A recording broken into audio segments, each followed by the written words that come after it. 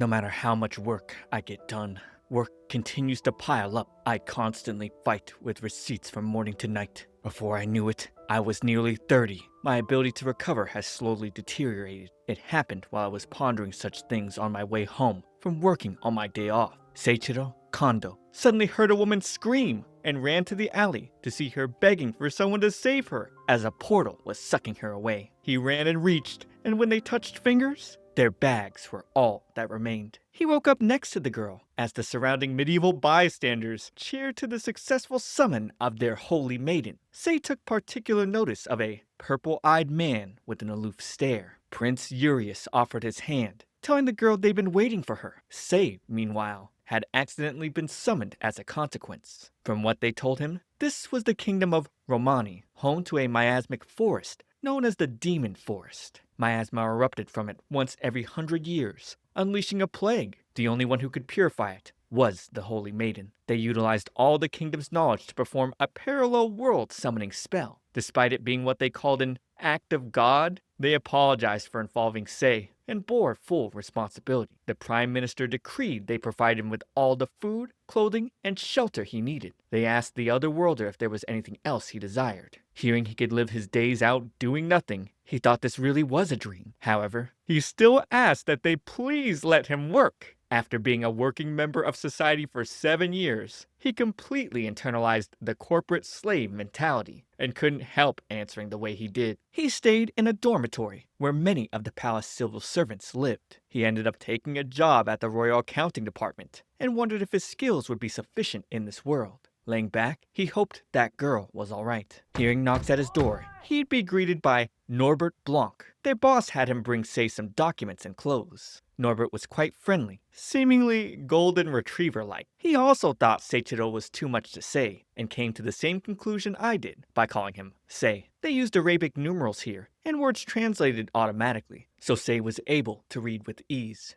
He'd suddenly be approached by the dazzling guy from the other day, who asked what Sei was doing here. Sei explained he was waiting for a helmet from the Royal Accounting Department. Norbert came running towards them and was shocked to see Commander Aresh Indolark. Aresh sighed, and glancing at Sei, his eyes widened. Aresh took off shortly. Norbert had never seen the commander of the Third Royal Order up close before. He wondered if perhaps Aresh was worried, since Sei was from another world. He's heard Aresh was ruthless, but maybe he had a nice side too. Norbert explained the Third Royal Order was full of elite knights who could wield both magic and swords. Commander Indolark was in a league of his own though. Handsome, strong, and the son of a marquess, so he was from a good family. A rare prodigy who made Knight Commander at an exceptionally young age. Their boss, Helmut Samaria, showed them to the accounting department, and they'd start by having tea. Shortly, it was already time for lunch, so they went to the cafeteria. By evening, when everyone was heading out, Sei was taken aback. He couldn't believe everyone left promptly at the end of the workday. Bro has Japanese salaryman Stockholm Syndrome. Helmut told him since tomorrow was his day off, to take the time to buy anything he needed in town, and paid him promptly. The next day, Norbert took Sei shopping. The currency they used here was called rula. 4 rula was about equivalent to 100 yen, or 64 cents in real money. Sei took notice of an abacus and decided to buy it. Looking at pens, Norbert told Sei they had pens in the office. However, Sei wanted his own. He wanted a pen with magic ink that didn't need refilling, despite its expensive price. He figured he'd have to work hard starting tomorrow to save up. The next day, the co-workers stood stunned, with Sei having come early, tidying up the place. Norbert would ask if he slept well last night, and even though Sei replied yes, Norbert couldn't make sense of it with the super dark bags under his eyes. Norbert gave him a nutritional tonic to take tonight to get good sleep. Sei was then alerted the Holy Maiden was calling for him. Urius scolded him immediately for being late, though she told Urius she was the one who asked for him without warning. Yua Shiraishi introduced Urius as the kingdom's first prince, who'd been looking after her here. Sitting and chatting, Sei asked what she intended to do from here, and she firmly answered she wanted to do her part as the Holy Maiden. There were a lot of people in the kingdom suffering, and she was the only one who could help. Prince Urius would suddenly get called away with an urgent request from his father, so he left things here to Aresh. Sei told Yua that while it was fine to have some sense of justice, she should give some thought to her situation and surroundings. Regardless of the duties of a holy maiden, she was kidnapped and summoned to work for people of this kingdom. He recommended she thought well about what that meant and be certain of the conditions before she acted.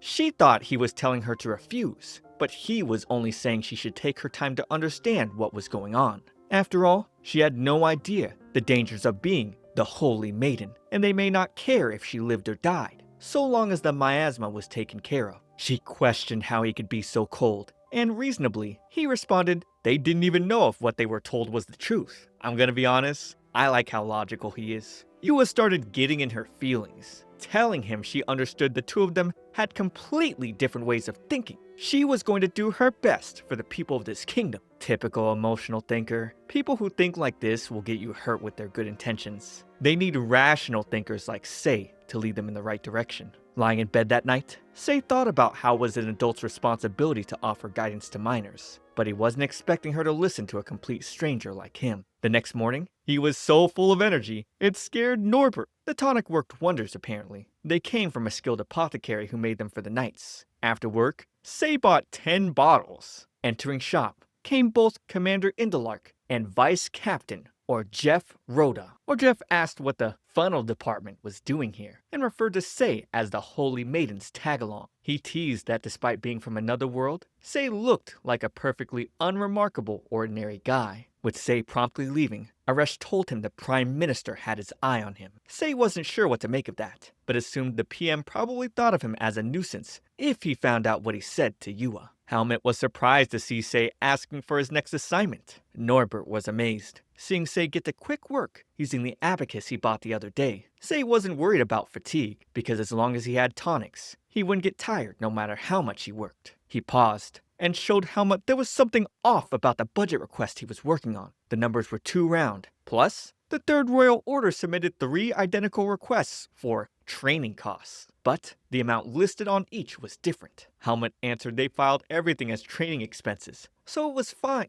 This pissed Sei off. He stopped Helmut from stamping approvals without examining each receipt carefully. Norbert assured him it was fine, but now Sei realized why they were called the funnel department. They literally acted like a conveyor belt for the Third Order. It was only an accounting department in name, when really, it was a front for the upper class to do as they pleased with national taxes. He knew there was no way things could run smoothly without a balance of income and costs, and needed to investigate how they were dealing with the shortfall of money. He told them from now on, they return any incomplete forms that had no written explanation of why. They needed to let the requesters know they wouldn't tolerate wasteful spending. Or Jeff would approach Aresh, letting him know how recently their budget requests were being rejected and returned. Hearing it had to do with the funnel department, Aresh took a stark pause. Spotting Aresh, Yua would run up to him, and Prime Minister Camille Carvada reminded her she mustn't run in the halls. She apologized, and the two made small talk about her classes. She thought her instructor was scary, but would probably be able to work harder if someone as kind and cool as him were her instructor. Or Jeff couldn't believe she was saying this about their heartless Prime Minister. Having looked into things, Sei could see all the deficits had been paid for out of the Demon Forest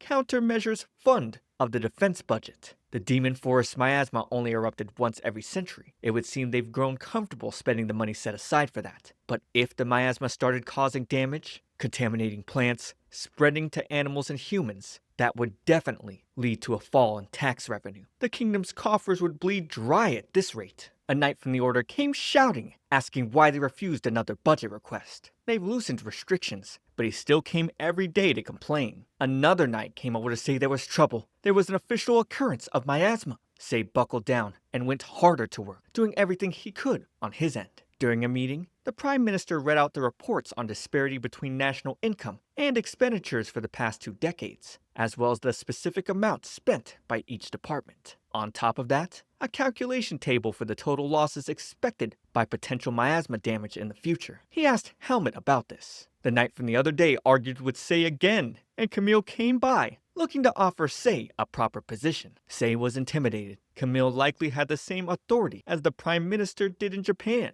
Camille hereby appointed Sei to assistant director of the Royal Accounting Department because of his excellent report. Both the wealth of Sei's information and his writing was impeccable. He hoped Sei would continue to serve their kingdom faithfully. Sei was sick of management. He wanted to work without responsibilities or restraints. Unfortunately, Camille took notice that he did indeed have management experience. His coworkers would later congratulate him on becoming their superior. That evening, he'd go out to buy more tonics because he ran out, and going to take another sip, his heart pulsed. He fell to the floor, and that's when Aresh would find him at the apothecary. The store owner told Aresh the royal errand runner came by today. Aresh didn't know who he was referring to until the man described the bespectacled civil servant with terrible bags under his eyes. Noticing Sei's overdose symptoms, Aresh would cast healing magic with a sweet melody. But Sei's chest suddenly felt hot due to magic sickness. It was because he was an otherworlder. The commander knew nothing good came from being involved with an otherworlder, but he didn't have much of a choice now. When Sei finally woke up, he'd find Aresh on top of him with his shirt unbuttoned. It was quite the healing process. Luckily, Aresh had suppressed his symptoms with the life force spell. Sei couldn't remember anything that had happened. Plus,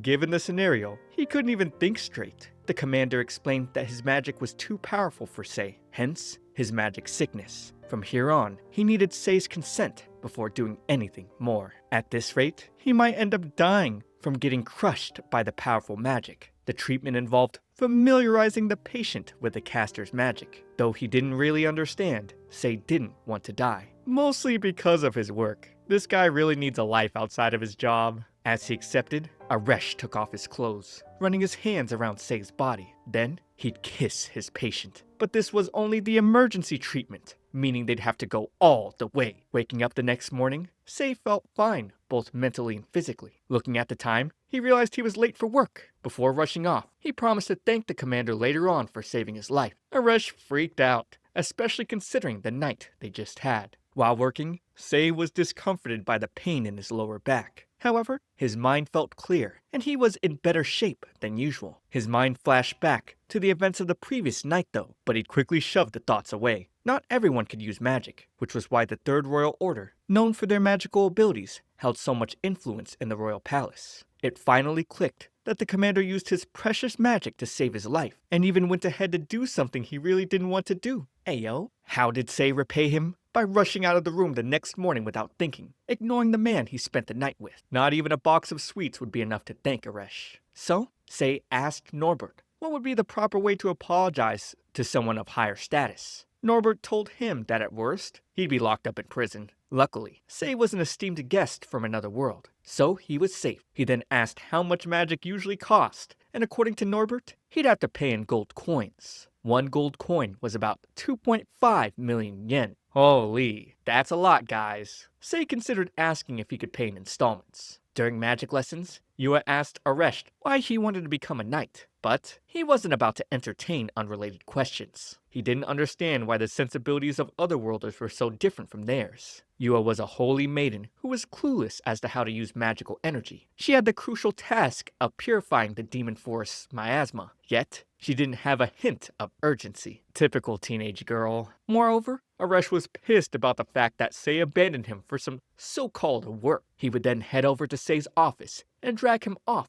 to meet Cyril Quelbus, director of the Magical Bureau. Aresh explained to Cyril that Sei had nearly died from an overdose and magic sickness. Going through the records, the director found it weird. He examined Yua, and she had no abnormalities. Since Sei was caught up in the summoning ritual, Aresh suspected he might not have received the blessings Yua did. So, he scolded Cyril for not examining Sei properly. Sei could see his own position. The kingdom might be taking care of him on the surface, but they'd be perfectly happy if he went and died on his own. Cyril speculated Sei had no resistance to magicules. These were a type of energy present in the air. They tended to be abundant in herbs, used as raw materials for medicine, making them likely the culprit in overdosing. But these magicules were also present in all types of food, so Sei should have shown symptoms earlier. Hearing that his meals were mostly made of vegetables, the doctor was stunned. How did he even survive off that? Well, Sei explained if he ate any meat, he'd suffer from indigestion. Now he figured it was due to the magicules. Moreover, he's always had a weak stomach, thanks to his unhealthy lifestyle and lack of sleep. He thought his indigestion was just normal. Even Cyril knew something was wrong with this guy in the head.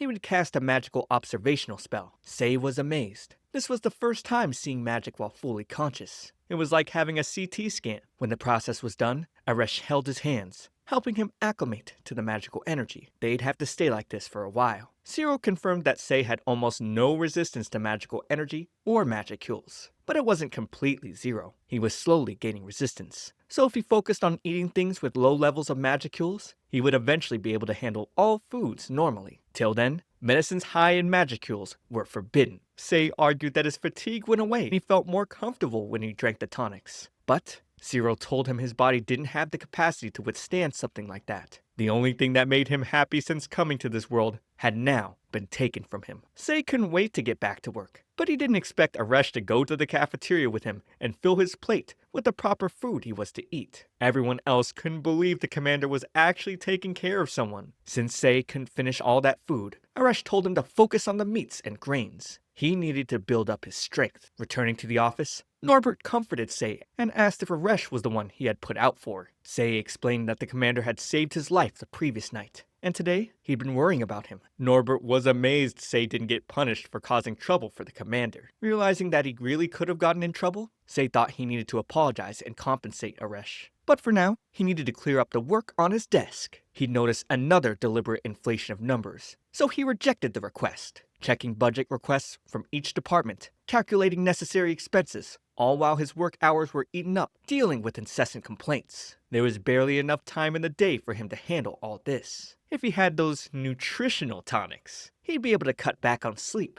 and get way more done. Realizing that the tonics were too strong, he thought about using something less potent. So, next time, he would ask the apothecary about it. Arash would then enter, looking quite upset that Sei was still working late. His rage was seething through because Sei wasn't prioritizing his recovery. The only reason he was fine now was that the commander had familiarized him with his magic. Maybe Sei wanted to do that night over and over again. Arash couldn't believe this fool was actually considering it, all because he wanted to take more tonics. Dragging him out, Sei stopped him, promising to go home and rest. He just wanted to take some work home, but the commander asking him to get changed wasn't what he expected. They'd head over to a restaurant, where Arash stuffed him with more food again. Sei then thanked him for yesterday and apologized for his rude behavior this morning. Arash scolded him for working late. He didn't understand why Sei was working in the first place. The kingdom already guaranteed his livelihood. There was no need for him to exhaust himself every day in the office. Sei answered that it was perhaps to establish his self-worth. Arash went, "Huh? It didn't even make any sense." Either way, Sei felt more at ease while working. The commander argued there was no point in him working to the point of ruining his health, but Sei was the type who couldn't help but get absorbed in things. After all, he was doing this voluntarily. However, he promised to look after his health more. Arash got really irritated just looking at this guy. There was still something he couldn't explain. About not liking the video and subscribing to my channel, because here on my Shoujo Weekly, I'm even covering the gay anime for you. Maybe I should turn this second channel into a BL one. What do you guys think? Well, if you're looking for more hour-long plus series outside of that, check out my completed series playlist on the main channel. You'll find tons of videos to listen to all day, so come on, subscribe to keep the bad thoughts away. This was the third time Arash had managed Sei's lunch. On top of that, the commander would take him out to the courtyard after eating and wouldn't let him go until the very end of his lunch. It was the same for dinner. Sei would get picked up after work, and Arash would take him out for a delicious meal and leisurely time. Even now, the commander served him a cup of tea, Sei's favorite flavor. For such a distinguished personage, Sei questioned why he was being so attentive to him. But at this rate, he wouldn't be able to finish all the work he planned, leaving him with only one choice: take the work home. If only it were that easy. Arash was waiting outside for him after work, suspecting he was up to something. But Sei made it clear he wasn't the type to waste his energy on pointless struggles. During dinner, he mentioned that he wanted to properly repay the commander for saving his life the other day. Arash didn't want anything, but Sei felt he needed to do something about this soon. Arash wanted him to spend his day off sleeping, but Sei had no plans for that. Instead, he wanted to learn more about this world by visiting the library. The commander argued that it was more important for him to get some rest. Also, he warned Sei not to take any of those nutritional tonics again. Smiling, Sei promised not to. After all, he nearly died. Arash's eyes widened, seeing his expression. He thought whenever Sei smiled, it somewhat alleviated the aura of exhaustion about him. But just after dinner, he'd catch Sei trying to get another tonic. Bro is an addict. Sei tried to explain that he was simply looking for an alternative, but Aresh wasn't buying it. He decided to order the store not to sell anything to him from now on. An abuse of power? Maybe, but it was for Sei's good. Sei would squirm in pain, suffering from a headache. So, the commander used his healing melody to relieve him. He then kissed Sei, saying this would be enough to take care of it. Sei had his share of romantic experiences, but knew their relationship was strange, even for another world. At first, he thought Aresh was the kind of man who couldn't abandon someone after picking them up. But yesterday had him thinking differently. Shaking the thought off, his mind shifted to the damage from the demon forest's miasma, which was progressing slowly but steadily. The Holy Maiden wouldn't be dispatched for some time. He wondered if purification was even something that could be done in a single attempt. Either way, he needed more information. At work, another budget request from the Third Royal Order came in. Without a second thought, he denied it. He wanted to start information gathering, but wasn't even halfway done with his work. Sadly, he'd have to put it off, as the Prime Minister requested for him. Camille wanted to know about the budget proposal he created the other day, and as he thought, Sei's mind worked in a very interesting way. While he couldn't deny his lack of knowledge concerning various aspects of budgeting, it was to be expected. Noticing that Sei hadn't asked about the Holy Maiden, Camille wondered if he wasn't worried about her. Sei, in turn, asked what Camille would do if, against his will, he was forced to go to an unfamiliar land where he met a child from his hometown whom he'd never seen before. Naturally, Camille would want to protect him if he had the means. Likewise, Sei thought the same, provided he had the resources, of course. But Yua was more valuable to the kingdom than he was, and was also under extensive protection. Camille liked that rational and cunning side of Sei. Conversations with him were truly meaningful for him, so the Prime Minister would call for him again if anything came up. Returning to his work, Sei decided to skip lunch, since he had some tea. He'd pass out in pain as Aresh walked in, thanks to the commander's healing. Aresh explained that magicules were incorporated into tea leaves upon production. From now on, Sei was forbidden from drinking anything he didn't specify. Now he couldn't even drink tea? Even on the comfy tea channel? Tough luck. During dinner, he wasn't pleased at all with what he had to eat. Regardless, thanks to Aresh, Sei got off work on time again. Still, he didn't understand what was commonplace in this kingdom, hence why he wanted to learn more. But his work hours were too hectic. He was a manager, so Aresh suggested he delegate his tasks to his subordinates. But being a manager was exactly why he needed to understand everything going on. Aresh usually left miscellaneous tasks to his vice commander, and they had no problems. Sei could see that explained why Aresh never spoke of the budget, despite how often they met. Sei felt this was all because of their difference in position and values. The noble commander Indalark couldn't understand the values of a lowly commoner from another world. So, Aresh asked why Sei had such an obsession with working. Why did he try to do everything alone, even if it meant taking tonics that threatened his life? Sei simply replied, "I work because there's work to be done." Aresh doubted that. He had heard Sei always came up with work that didn't exist, and readily took it on. Sei didn't deny it. Instead, he explained that the kingdom's finances were in dire straits. There was a need to fundamentally review and improve the current system. This was the first Aresh had heard of this. Sei claimed Aresh was indifferent when it came to financial matters, sparking his rage. The commander told Sei that his work had a negative impact on those around him. If someone in a leadership position jumped at every chance to work overtime, it flustered their subordinates and made the work atmosphere unpleasant. Those words struck Sei's heart. He promised to do his best to change, but he obviously had no intentions to do that. After dinner, Sei asked Aresh why he never brought anyone close to him to the restaurant. We'd learned the restaurant was started by a man who used to be a chef at Aresh's estate, and it was also his secret hideout. That's why he hadn't told anyone from the Third Royal Order about it. The following day, Sei's words weighed on his mind, causing him to notice that Harvey and Matthew weren't around. Even during his lessons with Yua, he kept thinking about what Sei told him. She'd call his attention, showing that she was done with the task. With this, he was sure she'd be able to handle the demon forest. Compared to Sei, she was unaffected by magicules, had magic energy, and was in good health. He felt he was comparing her to someone too weak. He ended the lesson and was about to leave when she asked him to have lunch with him. But he had plans to have lunch in the dining hall. Yua decided to head over there as well. Unexpectedly, she'd meet the commander with Sei. The three of them would end up on the same table, along with Norbert, who was dragged along. Poor guy. Seeing how Sei worked even when he didn't have to, Yua joyfully called him a corporate drone. She didn't mean it maliciously, but Sei could sense a deadly aura emanating from Aresh. Sei then got scolded for eating around the shrimps on the plate. Aresh would then explain to Yua why he was managing Sei's food. But she felt a bit sad that he couldn't enjoy the delicious meal, and while Sei claimed to be indifferent, Aresh called out his lie, stating that Sei's reaction to food he liked and didn't like was like night and day. Aresh had a look of endearment, describing how Sei really liked suhash meat. He could tell because Sei's eyes softened when he ate it. On the other hand, Norbert asked Yua if it was true that roads in her world moved even when one didn't walk. He'd also heard from Sei that they could cross the sea and release some kind of power in their feet to cross the sky. Apparently, Sei had just been answering his questions randomly. The one thing Yua confirmed was that young girls wore skirts above the knee and showed their legs. And that was good enough for him. One of Yua's guards started accusing Sei of falling for the Holy Maiden and claimed he only came to this world because he was stalking her. However, Sei made it clear he wasn't interested in anyone younger than him. This caused Aresh's heart to sink. Sei had only just turned 30, and Aresh was 22. Seeing that he missed Sei's birthday, Norbert asked what he liked,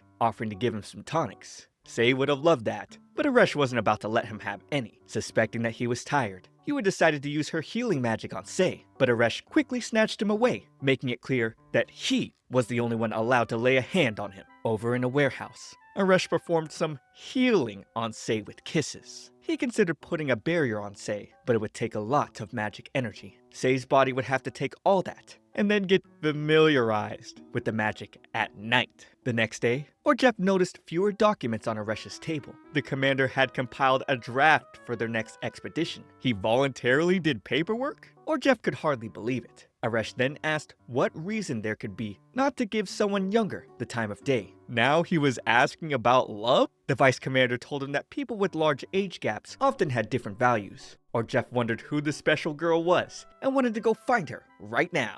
Elsewhere, Sei bumped into Camille, who told him that the Holy Maiden's training was reaching the final stage. They planned to go inspect the demon forest soon. However, the Second Royal Order and the Firstborn Prince were against it. So, the Prime Minister was counting on Sei to figure out the costs of dealing with the miasma and the expenses of the expedition. The longer they delayed, the more money and time it would cost. Unbeknownst to Sei, two people slowly approached him from behind while he was lost in thought. Then, he'd get knocked out. Oh my gosh, he's getting kidnapped? The drama just gets spicier each episode. Somehow, this week's is even gayer than last week's. I think for the next one, I'll probably record my live reaction with a second camera, so you guys can hear my surprise and laughter with the spicy and funny parts. Subscribe to keep up with next week's part, but for now, watch this next video. It's me, Comfy T, and I'll see you all in the next one.